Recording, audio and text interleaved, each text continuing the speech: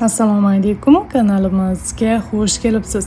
Mavsum mevasi gilosning foydali xususiyatlarini sizlarga taqdim etamiz. Gilos juda ham shirin va foydali meva ekanligi hech kimga sir emas. Ko'pincha uni yangi uzib olingani iste'mol qilinadi. Chunki undan pishirib tayyorlangan murabbo va boshqa ko'rinishdagi pishiriqlarda gilos o'zining mazasi va foydali xususiyatlarini yo'qotadi. Gilos murabbosining shirinligi olcha murabbosidan qolishmasa ham, uy bekalari gilosdan kamdan kam holda murabbo tayyorlashadi. Foydali xossalardan tashqari gilosda bitta katta kamchilik bor. Gilosni haddan tashqari ko'p iste'mol qilingach, organizmda ortiqcha suyuqlik hazm bo'lmay to'xtab qoladi. Natijada ertasiga ertalab inson o'z tanasida shish paydo bo'lganini kuzatishi mumkin. Gilosning xuddi ana shu kamchiligi sababidan homilador ayollarni gilosni ko'p miqdorda iste'mol qilishdan qaytarishadi. Inson sog'ligi uchun gilosning asosiy foydalari. 1. Gilos qabziyat muammosini hal qiladi. Chunki bu meva iste'mol qilingach, tanada ichaklar faoliyatini tezlashtirib yurg'izadi va oqibatda modda almashinuvi me'yorda bo'lishi ta'minlanadi. 2. Pishiqchilikda gilos iste'mol qilinganda bolalarda ham kattalarda ham immunitet mustahkamlanadi. Shifokorlar pishiqchilik mavsumida meva va sabzavotlarni me'yorda to'yib iste'mol qilishni tavsiya etishadi. Bunda gilos istisno etilmaydi, chunki uning tarkibida juda ko'p miqdorda organizmni turli infeksiyalardan himoya qiluvchi va yangi immun hujayralari o'sib chiqishiga sabab bo'luvchi vitaminlar bor.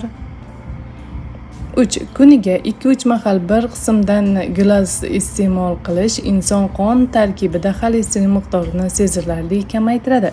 Shuningdek, xolesterin tugunchalari paydo bo'lishining oldini oladi. 4. Asabiy, psoriaz va ekzema kabi teri kasalliklarini gilos yordamida davolash mumkin.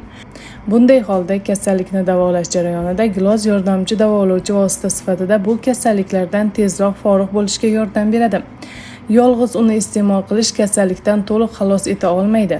Shifokor belgilagan dori-darmonlarning o'rnini to'liq bosa olmaydi. 5. Agar kishida gemoglobin miqdori pasaygan bo'lsa yoki anemiya, kamqonlik diagnozi qo'yilgan bo'lsa, gilos bu xastaliklardan qutulishga qo'l keladi. Bunday kishi o'zini gilos iste'mol qilishdan tiyishi yoki cheklashi foydali bo'lmaydi. Aksincha, uni bor yo'g'i bir hafta davomida muntazam iste'mol qilib, gemoglobin miqdorini ko'tarish va anemiyadan forig' bo'lish mumkin. 6. Erta toksikozni boshdan kechiruvchi homilador ayollar gilos iste'mol qilib, bu noxush holatdan qutulishlari mumkin. Yuqorida aytib o'tilganidek, shifokorlar tanada ortiqcha shish paydo bo'lishining oldini olish va buyraklarni zo'riqtirmaslik maqsadida gilosni haddan tashqari ko'p iste'mol qilishdan qaytarishadi. Shu sababdan boshidan toksikozni kechirayotgan homilador ayollarga 10 tacha gilos, bundan ko'p emas, iste'mol qilishni tavsiya etishadi. 7. Qon bosimi oshib yuruvchi gipertonik kasalligi bor kishilar ham gilos iste'mol qilib, salomatliklarini yaxshilab olishlari mumkin. Pishiqchilikda gilosni muntazam iste'mol qilib yurish arteriya bosimini bir me'yorda bo'lib turishiga yordam beradi.